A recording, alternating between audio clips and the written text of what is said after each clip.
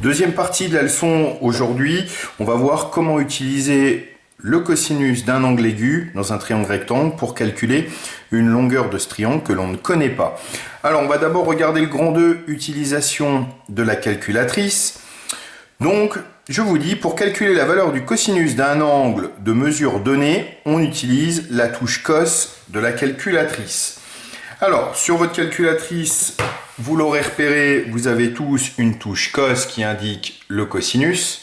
Il faudra être vigilant dans tout ce chapitre-là. Il faudra bien veiller à ce que vous ayez un petit dé affiché en haut de l'écran qui indique que l'unité d'angle est le degré. Alors si vous n'avez pas de petit dé affiché et que c'est autre chose, vos calculs risquent d'être faux. Alors pour remettre le petit dé, il suffit de faire tout simplement seconde config, unité d'angle 2 et 1 degré. Ceci étant fait, votre calculatrice est réglée sur degré. Alors je vous demande juste en dessous si BAC est un angle qui est égal à 60 degrés, alors combien vaut son cosinus? Il suffit tout simplement de taper sur la calculatrice cos de 60. La calculatrice vous dit que ça fait 1,5, c'est-à-dire 0,5. Donc cos vaut 0,5. Cos de BAC vaut 0,5.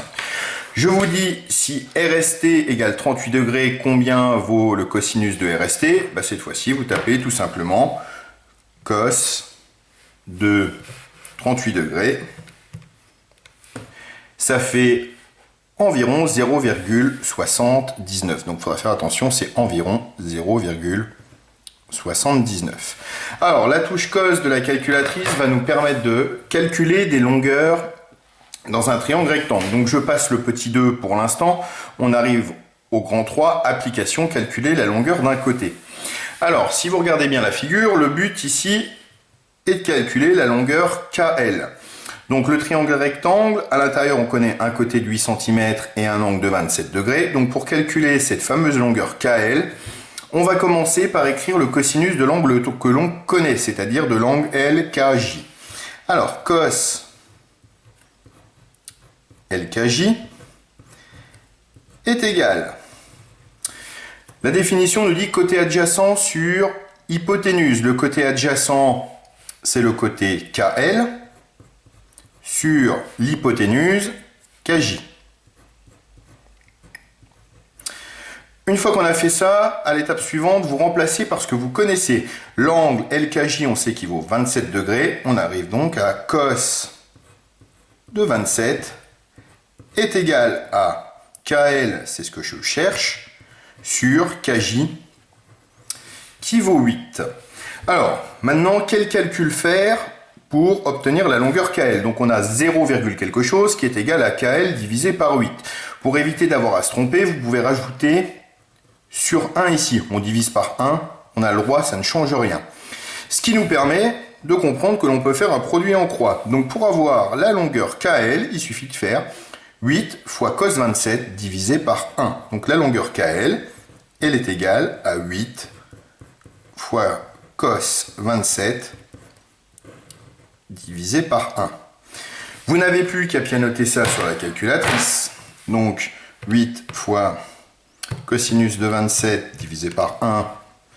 La calculatrice me dit que ça fait environ 7,12. Si on arrondit au millimètre près, la longueur KL, elle vaut environ 7,1 cm.